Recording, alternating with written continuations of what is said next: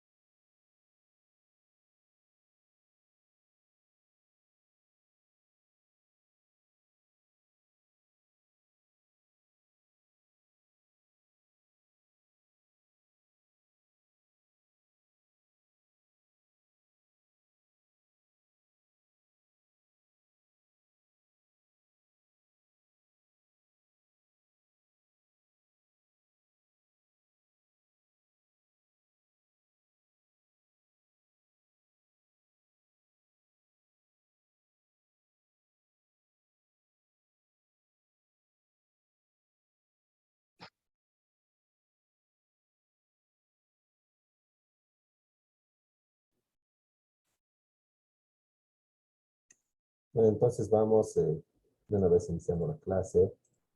El, ya habíamos acabado con esto de la relación jurídico-tributaria, con la parte de la consulta tributaria, ¿no? Y además la acción de repetición, también habíamos visto un poco como otras formas de entablar la relación jurídico-tributaria, ¿no? Y la principal es recaer en el hecho generador y quedar en la posición de sujeto pasivo con relación a la administración tributaria que tiene el derecho de la recaudación, ¿no? Y además de controlar, percibir, fiscalizar, ¿no? Siempre y cuando, eh, en los últimos dos, siempre y cuando uno incumpla con sus obligaciones materiales y formales, y la primera para verificar que se estén cumpliendo con los reglamentos y los procedimientos al momento del cumplimiento de la obligación. Es diferente controlar que fiscalizar, como ya habíamos establecido. El control es al momento del acto y la fiscalización es posterior, o sea, cuando ya un acto ha tenido sus efectos jurídicos. Ahora vamos a ver lo que es la deuda tributaria y la extinción de las obligaciones tributarias, ¿no? Eh, bueno, lo primero es saber qué diferenciar entre la obligación y la deuda, ¿no? Y creo que justamente es lo que hemos hecho al final de la anterior clase, ¿no? Entonces hay que solo refrescar un poquito, ¿no? Y hacer recuerdo más que nada que la obligación tributaria surge en el momento mismo en que se perfecciona el hecho generador. Cuando yo me compro una casa, ¿verdad? Se perfecciona la transferencia al momento del pago, de la suscripción de la minuta. Entonces, una vez que este hecho generador se materializa o se perfecciona, surgen obligaciones tributarias, ¿verdad? Una consecuencia tributaria es que el impuesto a la propiedad lo va a pagar el nuevo propietario, que es el comprador, ¿no? Que es cada gestión. Y otra más inmediata es que tiene que cancelarse el impuesto a la transferencia o el IT. Y la norma no es clara en cuanto a quién tiene que pagar el impuesto a la transferencia, en este caso, ¿no? Eh, por costumbre, nosotros decimos, sí, paga el comprador, ¿no? Pero ¿qué beneficio adquiere el comprador? ¿Acaso no es el que está agarrando la plata el vendedor? ¿O quién vende su casa al precio catastral? ¿O quién vende su casa en, en el mismo precio que le dice lo que vale el arquitecto? Nadie, ¿verdad? todos le ponen unos cuantos miles de dólares más, ¿verdad? Para poder obtener el mayor rédito de su inmueble. Entonces lo venden con un carácter comercial. Y bueno, pues el que tiene la utilidad es el que tiene que pagar el impuesto. Pero ¿a quién le importa que esté su nombre en el registro? Para que el otro no lo venda, no vengan algunos acreedores y le hipotequen, no incumpla con el banco, le hipotequen, no lo ofrezcan garantía. Al comprador le interesa que su nombre, que el nombre del propietario cambie en el registro. Entonces, para eso tiene que pagar, ¿no? Y el vendedor firma la minuta, ¿verdad? Y se la entrega al comprador. Y listo. Y desde la firma de la minuta, y luego espera que le llamen para ir al notario. Pero desde la firma de la minuta, tú solo tienes 10 días para pagar tu impuesto a la transferencia, que es el 3%. Eso dice la ley 843. Ese aplica para los impuestos nacionales, ¿verdad? Siempre se declara mensualmente el IVA y el IT, pero también para los impuestos municipales también se toma el impuesto a la transferencia de los bienes eh, cuya propiedad está a cargo de la administración tributaria municipal. Pago mi derecho a la propiedad al municipio, ¿no? Mi impuesto del derecho a la propiedad en el municipio. Y entonces, si pago en el municipio, la venta de estos impuestos, perdón, la venta de este tipo de bienes también tiene que ser pagada ante el municipio. Entonces,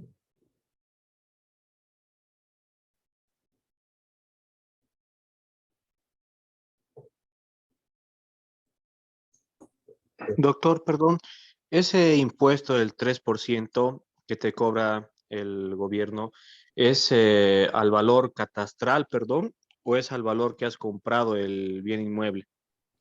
el, depende. Bueno, aquí está la descripción del impuesto, ¿no? Pero vamos a ir a responder la pregunta. No, el impuesto en sí es el 3%, ¿verdad? Y cuando tú agarras y vendes un bien, tiene dos valores, ¿no? Existe justo aquí tengo unas fotos de la documentación. Aquí está el impuesto, ¿no? Cuando tú vendes un bien inmueble, tienes el valor de la minuta que está acá, ¿verdad? Que es un valor comercial. 53,000 bolivianos, por ejemplo, ¿no? Y luego tienes el valor del impuesto, ¿no? Que dice, la base imponible es 56,000 bolivianos. Es mayor al monto establecido en la minuta. No porque se haya comprado el departamento de 53,000 bolivianos, ¿verdad? Porque si no, cualquier persona se compraría, pues eso. Sino que en este caso en especial, lo que han hecho es poner un monto menor para poder pagar lo mínimo de impuestos al municipio, ¿no? Acá el valor catastral es mayor, ¿no? Se nota 56,700 comparado con 53,000. Entonces se va a cobrar el impuesto a la transferencia sobre el valor catastral. Ahora, si fuera la verdad, ¿no ves? 53,000 dólares, que es lo que se ha comprado en realidad, ¿no ves? Lo volverían a bolivianos y sería mucho más que 56,000 bolivianos, ¿no? En el caso de que el valor de la minuta sea mayor al valor del catastral, se cobra sobre el valor de la minuta. En caso de que el valor catastral sea mayor al de la minuta, se cobra sobre el catastral, o sea, se cobra sobre el valor mayor, ¿no? Pero ¿para qué vas a poner menos que el catastral? O sea, si quieres, digamos, no evadir impuestos, pero eludir, ¿no? el pago, entonces lo más aconsejable es que repitas el valor de la base imponible. Y algunos encima se piden hacer un documento aclaratorio de precio, que es un documento privado, ¿verdad? Ni se te ocurra pues llevar al notario, ni a otro notario, ni reconocimiento de firmas, ni nada. Ese documento se tiene que quedarse para vos en tu archivo personal, en tu casa, ¿no? Porque el momento que tú lleves al notario ese documento, por lo menos el reconocimiento de firmas, y tengas en otra notaría la escritura pública de la venta, van a hacer información cruzada. ¿Y qué vas a hacer? Eh, vas a ser, pues, delincuente tributario, ¿no? Evasión de impuestos, ¿no? Entonces, eso, ¿no? Se cobra sobre el valor mayor. Ahora hay personas que, bueno, yo me he topado también con una persona que ha vendido su lote a Blanco Galindo en 3 millones de bolivianos. Bueno, ha comprado un lote en 3 millones de bolivianos y quería que los 3 millones de bolivianos esté ahí en la minuta, ¿no? Y ha dicho, voy a pagar, pues qué me importa, yo quiero que ahí esté el monto que yo en realidad estoy pagando, ¿no? Se le ha explicado todo lo que se podía hacer, pero bueno, pues no, es su querer, así que se ha puesto eso y ha pagado sobre los 3 millones de bolivianos. Es un problema, ¿no? Eh, así es como se hace. No sé si tienes alguna duda más al respecto de este del IFE sobre los inmuebles. No, muchas gracias, doctor. Creo que la mayoría hace eso, ¿no? Le coloca un monto ficticio en realidad para eludir, ¿no? El pago del impuesto, sea mínimo. Claro, eso es lo que se hace, ¿no? Y ese es también el motivo. Pero también se acarrea un posible problema, ¿no? El, existe error o vicio en el consentimiento de los contratos. Cuando tú le haces como comprador, le haces vender al propietario su bien en menos de la mitad del valor, ¿no? ¿Qué pasa si trae un arquitecto y lo hace evaluar? Y en tu minuto dice 53.000, pero en realidad vale, pues, en vez de 53.000 bolivianos, vale pues 500.000 bolivianos. No podría ser pasible a nulidad por lesión, por vicio del consentimiento. Tal vez, ¿verdad? Para alguien que quiere meter problema, puede haber problema, ¿no? Pero es lo que se hace comúnmente. Casi todos repiten el valor del impuesto. Bueno, yo también les repito el valor del impuesto para no estar entrando en controversias, ¿no? O le pones, digamos, en vez de 56.796.000, 56.800, ya, listo, ¿no? Entonces, eso, ¿no? Y se aplica no solo en la venta de inmuebles ese impuesto, sino en la venta de todos los bienes. Y es así que cuando tú declaras cada mes el IVA, también tienes que declarar cada mes el IT ante impuestos nacionales, o sea, de la venta de todos los bienes que no son los que administra la municipalidad. O sea, mientras no sea autos, motos ni casa y vendas, tienes que pagar el IT ante impuestos, ante la Administración Tributaria Nacional de manera mensual junto con el IVA, ¿no? En el formulario 400 y con todas las demás especificaciones que establece al efecto la Administración Tributaria, ¿no? Entonces, en el ejemplo, ¿verdad? Cuando hablamos del IT de los inmuebles, si mi minuta es del 15 de julio, yo tengo 10 días hábiles nada más para pagar el impuesto a la transferencia, ese 3%, ¿no? Entonces, digamos que el 15 de julio es lunes, ¿no ve? Tengo lunes, tengo 2 semanas cabalitos, ¿no? Al siguiente lunes y al subsiguiente lunes para pagar el impuesto. Esos son 10 días hábiles. No se cuentan los días que la administración tributaria no trabaja. O sea, no se cuenta sábado y no se cuenta domingo, ¿no? Entonces tengo de lunes a viernes y de lunes a viernes para pagar el 3%. No pago, el día 11 ya tengo el 10% de multa sobre el valor que está establecido en la minuta, ¿no? Entonces, de 53.000 iba sobre del 3% de 53.000, ¿verdad? Encima tengo que pagar 5.300 bolivianos de multa el día 11, ¿no? Entonces, no hay que hacerse vencer, ¿no? El, el punto es, o bueno, lo que quería subrayar es que entre el 15 de julio, ¿verdad? Y el 10.º día hábil, lo que yo tengo es una obligación tributaria, ¿no ve? Porque no tengo ningún recargo. No hay interés, no hay multa porque no he incumplido todavía, no hay mantenimiento del valor. O sea, tengo un deber que cumplir, pero todavía no se ha vencido mi plazo. Tal vez estoy en el día 2, tal vez acabo de firmar la minuta, tengo 10 días, ¿no? Tengo una obligación tributaria, pero ya se ha perfeccionado el hecho generador, ¿no?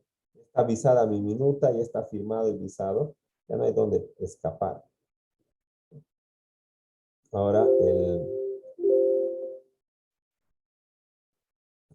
una vez eh,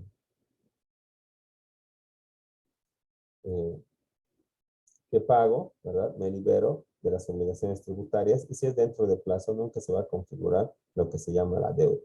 Pero tenemos que tener también en cuenta que el hecho generador o su perfeccionamiento, el acontecimiento del mismo y el pago efectivo pueden diferir en sus tiempos o puede ser en el mismo momento, ¿no? Entonces, difieren sus tiempos cuando, en el ejemplo, he firmado el 15 y voy a pagar pues, el 25, ¿no? De mi impuesto.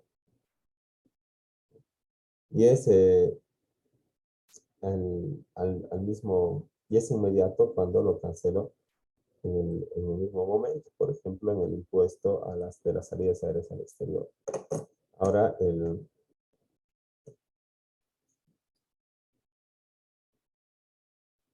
Doctor, sí, de ese punto, pero que usted dice, cuando está visado, normalmente el notario, pero recién lo visa cuando pagas el 3%, si no me equivoco, porque a eso veces se atrasa, llama ¿no? protocolizar. Cuando Exacto, protocolizar. lo que tú tienes que hacer es primero visar, ¿no ve? Llevas esta minuta en blanco, se hacen estos sellos a la alcaldía. Ya no es el formato de visación, pero sí de ejemplo, ¿no? Llevas a la alcaldía. Ahora compras un FUR y haces tu visación, bueno, llenas tu formulario en línea y lo llevas el día siguiente. Y bueno, en definitiva te hacen este sello, ¿no? Pero antes llevas tu minuta en blanco, ahora haces tu formulario en línea, te visan la minuta y una vez visada, recién te determinan el impuesto a la transferencia, ese 3, por lo que resulta de aplicar el 3% a la base imponible, ¿no? Ahora, una vez que pasa eso, te van a dar una proforma donde te diga el plazo y cuánto tienes que ir a pagar al banco. Vas a pagar ese impuesto, ¿verdad? Y te entregan el original, el IMT, impuesto municipal a la transferencia, ¿no?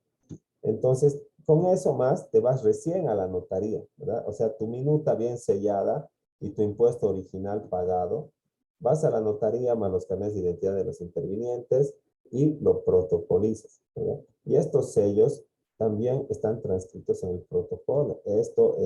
Y también la boleta de impuesto íntegra, ¿no? Y si quieren podemos ver el, digamos, de donde dice corresponde testimonio hasta donde están las estrellitas, es la introducción del notario que se llama encabezado. Después está copiado esta minuta al pie de la letra. El señor notario de fe pública, vamos a ver, ¿no? Aquí está, señor notario de fe pública. Entre los registros de escrituras públicas, ¿no? Y en vez de puntos aparte, ¿qué hace el notario? Lo une para que el usuario o alguna persona X no pueda agregarle ningún elemento más que no corresponda a la minuta. Y por eso las escrituras públicas son así, ¿no? Y está todo copiado, íntegramente la minuta, ¿no? Incluso dice al final, después de la fecha, firmado y legible y sello el abogado, ¿no? Mi persona, el Fabricio Rico y las otras personas también, ¿no? Aquí está Cochabamba, el sello y firma ilegible, firma ilegible, firma ilegible, firma ilegible, ¿no? Eso está transcrito. Luego dice sellos al margen de la minuta, ¿ya? O sea, sin estos sellos no puedes llevar al notario, ¿no? Porque tiene que transcribirlo, ¿no? Dice firmado y legible sello Oscar J. Ugalde Flores, arquitecto. Eso tiene que estar aquí, ¿no? Firmado y sello Oscar Ugalde Flores, arquitecto. Todo esto, todo esto, todo esto. Va a decir sello cuadrado, fecha, distrito, subdistrito, firme y sello, ¿no? Y luego va a decir transcripción de la boleta de impuestos, ¿no? Formulario, comprobante de pago número 16, 23, 20, 57, ¿no? 16, 23, 20, 57. Eso está transcrito íntegramente en el protocolo. No haces esos dos pasos previos, no puedes ir a la notaría. Es, la notaría no visa, la notaría protocoliza, ¿verdad? Te lo vuelve tu minuta, te lo vuelve esta escritura pública, para que vayas y lo registres en derechos reales, ¿no? Eso. Son dos cosas diferentes. Entonces, seguimos avanzando si es que no hay más dudas o más consultas al respecto.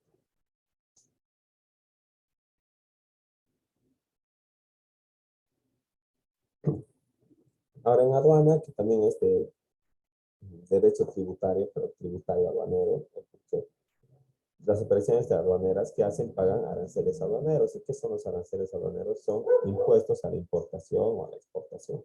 No, pero la exportación está libre de impuestos, solamente tiene obligaciones formales. Ahora, porque digamos, sería perjudicar pues, a la industria nacional. Ya le cobras para salir y le cobras para sacar y que le cobren para meter también la mercancía en el país de destino. No le hace bien a la industria nacional, ¿verdad? Entonces, que le cobren la entrada, pero no le cobren la salida, que cumpla obligaciones formales. Entonces, esa es, y se llama obligación tributaria aduanera. Pero cuando te pasas del plazo, ¿verdad? Cuando en la minuta no has pagado en el 10º día hábil y estás en el día 11 para arriba, o en el caso de aduanas has importado y no has pagado dentro del 3.º día, tus impuestos aduaneros, gravamen arancelario, IVA, ICE si corresponde, ¿no? Entonces, ¿qué pasa? Deuda tributaria, se configura una deuda tributaria, ¿no?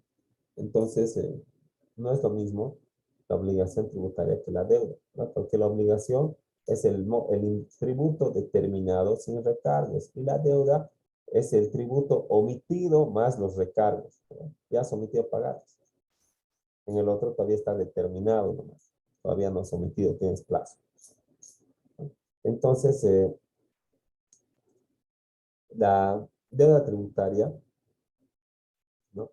Está compuesta por el monto original más los recargos, ¿no? Interés, mantenimiento del valor, multa por incumplimiento de deber formal.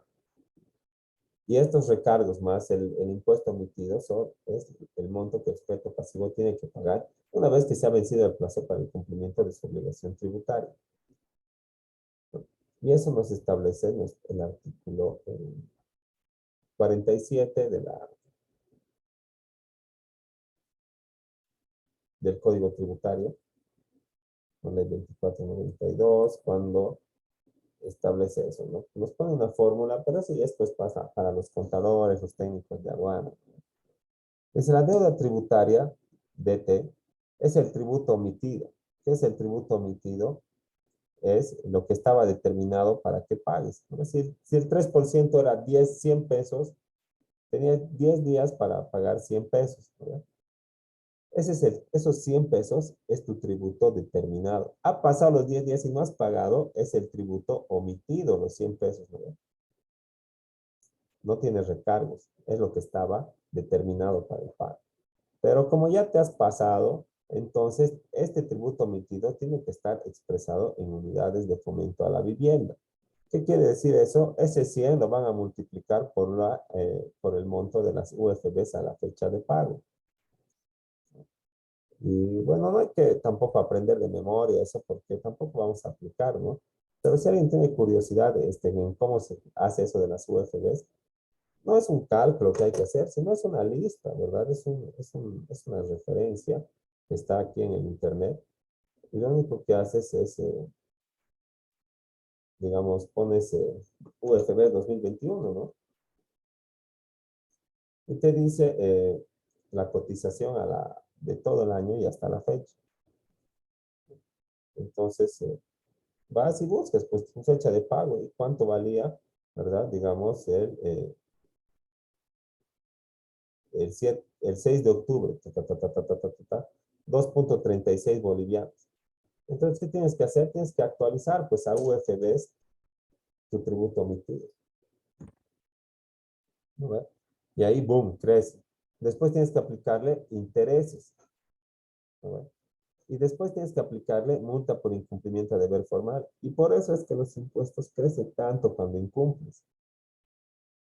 Entonces, la fórmula es deuda tributaria es igual a el tributo omitido más los intereses, más las multas más la multa por incumplimiento de deber formal es falta, ¿no? Pero primero se saca esto y después le sumas la multa por incumplimiento, que es un valor fijo. Está en la RND 33033 del 2016, ¿no? Es que establece, ese anexo establece las multas por incumplimientos a todos los deberes formales de los contribuyentes, ¿no? Creo que, si no me equivoco, es esta. Y es un monto fijo, ¿verdad? Entonces eso le vas a esa fórmula que nos establece la ley. ¿Qué vas a hacer? Le vas a sumar. ¿Y qué le vas a sumar? Has omitido pagar, ¿no? Te vas a ir a la RND, a la NEX y vas a ver cuánto es por omisión de pago, ¿no? Aquí está, por no inscribirse, por no exhibir el NIC, por no presentar tu LCIVA, por no enviar en plazo, por no rectificar, por enviar con errores, ¿no? Luego por deber de información, ¿no? Vamos a buscar pago, ¿no? Por omisión de pago, ¿no? Entonces, todo eso está establecido aquí en la RND, ¿no? Y eso se suma y eso hace la deuda, eso configura tu deuda tributaria. Entonces, es de verdad que las deudas de impuestos crecen mucho, pues, y esta N además es el número de días que te has atrasado, así que eso también influye, pues, en el resultado de esta deuda tributaria. Y bueno, como pueden ver, es un tremendo chorizo la fórmula, pero no nos corresponde, ¿verdad? Nos corresponde ver las partes legales eh, de las obligaciones tributarias y de los deberes formales y las consecuencias de sus incumplimientos. Así ya por eso cuando asesoras de manera tributaria, o sea, derecho tributario a alguien, a uno de tus clientes que tiene su empresa o algo así, pues tienes que agarrarte un contador de confianza o trabajar con el contador de tu cliente, ¿verdad? Para que él te diga si está bien aplicada la fórmula o establezca él un monto, ¿no? Todo, el, las, establezca los créditos fiscales, todo, y tú revises si corresponde legalmente el, las observaciones de la administración tributaria, si ha pagado de acuerdo a lo que establece la normativa a tu cliente, si ha cumplido con sus obligaciones formales, ¿verdad? Entonces, a cabalidad. Entonces, no se puede hacer uno solo. El, y la deuda tributaria, ¿verdad? Que ya hemos visto de qué se compone. Doctor, perdón, antes de pasar, ese punto para que se paga del impuesto, si no pagas durante los 10 días, la fecha se basa de la minuta, ¿verdad?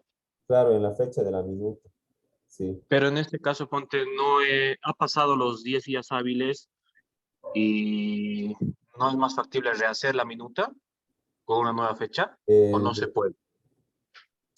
eh, depende, ¿no? Ahorita vamos a ver vamos a ver con un ejemplo para contestar la pregunta. Vamos a volver aquí, ¿no? Voy a poner esto, una minuta también.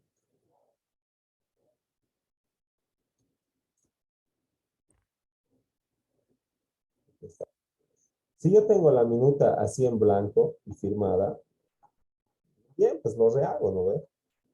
Todo bien, así me ha atrasado, no he llevado a la alcaldía, no he comprado mi FUR, no he hecho mi fila para avisar, pero está firmada y está pagado, está concretado el negocio jurídico. Ni modo, pues les llamo a las partes y les digo que hay que actualizar la minuta con otra fecha. Pero si yo he llevado a la alcaldía, he hecho visar y me he hecho pisar, no existe rehacer la minuta, porque ya está registrada en el sistema. Lamentablemente tienes que pagar o tienes que pagar. Eso es. Y como dice, sí corre desde la fecha de la minuta, digamos, 15 de julio, ¿no? Del 2020, a partir de ahí tengo 10 días hábiles. ¿Cómo se cuenta? A partir del día hábil siguiente, ¿no ve? Si hubiera sido lunes, desde martes, miércoles, jueves, viernes, sábado, sí. Pero cuando te lo hagas visar y te den la proforma, en la proforma va a salir cuál es tu fecha límite de pago. Y con eso te vas al banco y cancelas.